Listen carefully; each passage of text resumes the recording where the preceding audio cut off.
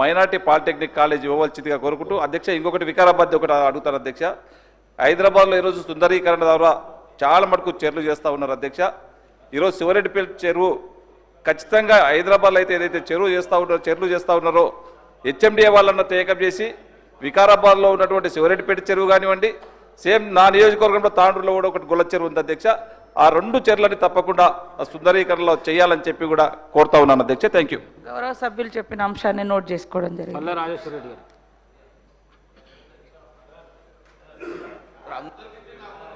అధ్యక్ష ధన్యవాదాలు. జనగామ నియోజకవర్గంలో 3 డిపార్ట్మెంట్లో ఉన్న రోడ్స్ కూడా ఆర్ఎండ్బి, ఐటీడీఏ, పిఆర్ రోడ్లు శాంక్షన్ అయి టెండర్ అయిపోయి కంకర పోసి ఉన్నాయి అధ్యక్ష.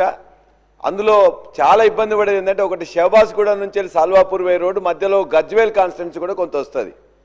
ఇవాళ దాన్ని కూడా మొత్తం మీద కంకర పోవడం వల్ల చాలా ఇబ్బందులు జరుగుతున్నాయి. రెండో రోడ్డు దూల్మిట్ట మండలం కొండాపూర్ టు రామవరం వయా బెక్కల్ తేండా ఉంటుంది అధ్యక్ష. అది కూడా మొత్తం కంకర పరిచినది అధ్యక్ష.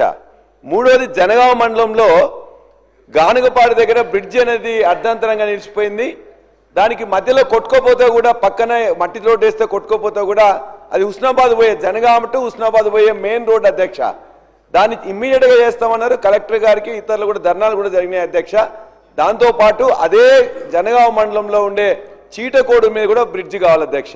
కాబట్టి ముఖ్యంగా నేను రిక్వెస్ట్ చేసేది ప్రభుత్వానికి, రోడ్లలో శాంక్షన్ అయిపోయి కంకర పోసి వాటిని ఇన్కంప్లీట్గా ఉన్న వాటిని ఇమ్మీడియట్గా చేపట్టాలని మీ ద్వారా ప్రభుత్వాన్ని కోరుతున్నా అధ్యక్ష.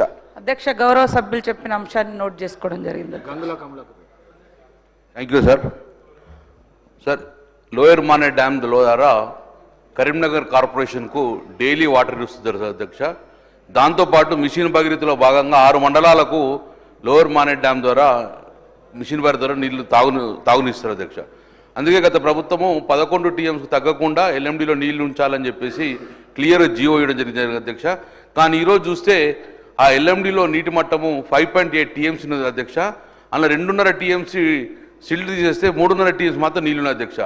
దయచేసి మీ ద్వారా రిక్వెస్ట్ చేసేందుకు ఇప్పటికే బూస్టర్ పంప్స్ ఆన్ చేసింది కాబట్టి వెంటనే ఎల్లంపల్లి నుంచి మిడ్మానేరు, మిడ్మాన్ నుంచి ఎల్ఎండి నింపేసి 12 టీఎంసీ తగ్గకుండా ఈ 3 నెలలు వేసవికి సంబంధించిన తాగునీటికి ఇబ్బంది లేకుండా, సాగునీటికి ఇబ్బంది లేకుండా ఎల్ఎండిలో 12 టీఎంసీ నీళ్లను నిల్వ ఉంచాలని చెప్పేసి తమ